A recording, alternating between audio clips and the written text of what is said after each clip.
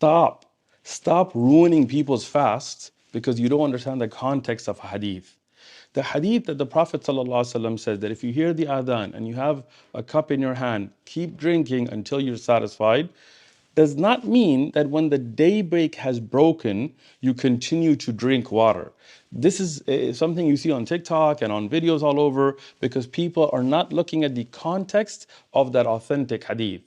Imam An-Nawawi, one of the greatest scholars of Islam, who wrote Al-Majmu', one of the largest volumes of fiqh ever written, he says that there is no disagreement, bila khilaf, there is no disagreement amongst the scholars of Islam that once the Fajr has broken, you cannot eat and drink. So what does that mean? And he explains is that there were two adhan in the time of the Prophet ﷺ. Aisha radiallahu anha and Umar radiallahu anhu, they both narrate these ahadith. He said, the Prophet ﷺ said that Bilal radiallahu anhu, he gives the first adhan before the time has come in, when it's still dark. So keep eating and drinking, satisfy what you need from it. But when you hear the adhan of Ibn Makthum radiallahu anhu, then no more eating and drinking. That adhan means Fajr has come in. And that's proven from Quran, from Surah Al-Baqarah itself.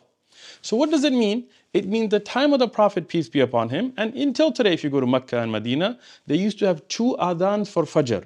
One is called Fajr al-Kadhib, and one is called Fajr al-Sadiq, also called Fajr al-Awwal, Fajr al-Thani. Mean the first adhan is given when it's still dark, to prepare you, to let you know Fajr is coming close.